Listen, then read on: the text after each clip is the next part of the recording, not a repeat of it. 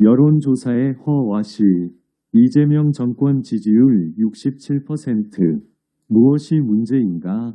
자유헌정포럼 공동대표 이원창. 대한민국 최고의 가수 나훈아 씨 79는 은퇴하여 무대에서 사라졌다. 그가 마지막 부른 노래는 테스형 세상이 왜 이래였다. 가치가 전도된 사회에서 나딘구는 목불인견의 세태를 개탄하며 울부짖는 노래다. 그의 노래말처럼 한국 사회는 크게 요동치고 있다. 세상이 요동치는 데는 그 원인을 제공하는 씨앗이 있기 마련이다. 민심의 흐름을 조사한다는 명분 아래 실시되는 여론조사가 때로는 사회 갈등을 부채질하는 원인을 제공하는 폐악질이 될 수 있다.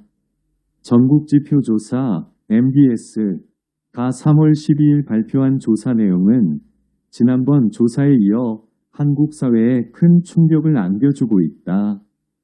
이재명 대통령의 국정 운영 지지율은 긍정평가 67%, 부정평가 24%이며 정당 지지도는 더불어민주당 43%, 국민의힘당 17%를 기록했다는 내용이다.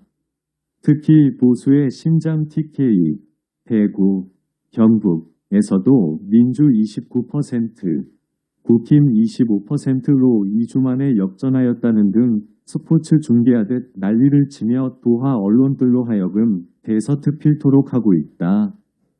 대한민국 18세 이상 국민 67%라는 엄청난 숫자가 이 대통령의 통치를 열렬히 지지하고 있다는 것이다.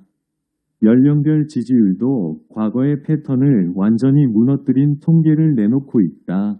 50대는 53%대 12%, 60대는 47%대 19%, 70대 이상은 39%대 27%로 거의 2에서 4배의 엄청난 수치를 보였다. 지역별에서도 원사이드 콜드 게임 양상이다. 전라도는 72%대 5%, 부울경 또한 40%대 21%, 강원 제주는 48%대 14%였다. 이러한 엄청난 편차의 수치를 조사하고 언론을 통해 전국에 확산시키는 목적은 무엇인가? 나라가 이처럼 편식적으로 흐르고 있다는 것을 국민에게 반복해서 각인시키는 목적은 무엇인가? 누구를 위한 조사인가? MBS는 이미 알고 있다. 전화기가 도청당하고 있고 직장 안에서 인민재판식 입조심이 생활화된 사실을, 또한 70대 이상은 여론조사에 끼워주지 않는다는 사실을 알고 있으면서도 여론조사를 강행하는 이유는 무엇인가?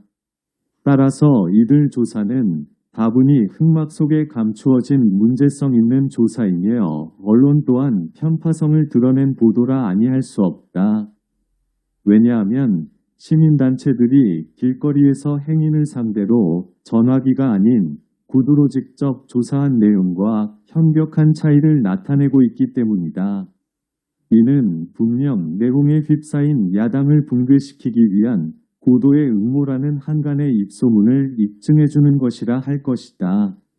한동훈 전 대표를 비롯한 배신의 강을 건넌 친한계 위원들이 전국을 돌며 외치는 해당 행위와도 일맥상통한다 할 것이다. 길거리 민심 조사에 따르면 1회차 수원 지역에서는 이재명 대통령 국정 운영은 잘하고 있다 20%, 못하고 있다 67%, 2회차 안양 지역은 잘하고 있다 19%, 못하고 있다 87%, 3회차 동탄 지역은 잘하고 있다 20%, 못하고 있다 58%, 4회차 성남 지역은 잘하고 있다 35%, 못하고 있다 50%, 5회차 가디단 잘하고 있다 15%, 못하고 있다 20%, 6회차 천안 잘하고 있다 20%, 못하고 있다 58%로 나타났다는 것이다. 이 조사는 도청될 우려가 없는 길거리 현장에서 스스로 참여한 조사로 어떤 조사보다 신빙성이 높다 할 것이다.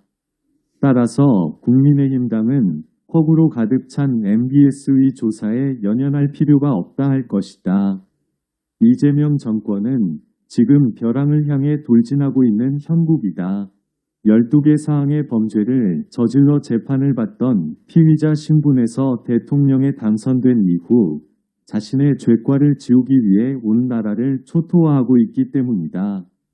법 왜곡죄, 대법원을 무력화한 사심죄, 26명에 이르는 대법관 증언법 등은 세계의 조롱거리가 되고 있다. 이를 지켜보고 있는 국민은 불안하다. 어떻게 여기까지 온 대한민국인가? 헌법은 한 국가의 정체성과 통치구조, 그리고 국민의 권리와 의무를 규정하는 최상위의 기본법이다. 이 법이 무너지면 나라가 무너진다. 이 법을 무너뜨린다는 것은 바로 나라를 무너뜨리겠다는 의미가 담겨 있다 할 것이다. 자신의 한 몸의 영화를 위해 나라를 무너뜨리는 통치자를 국민은 절대로 용납하지 않을 것이다. 이는 대한민국의 역사가 증명하고 있다. 2026년 3월 17일 자유헌정포럼 공동대표 이원창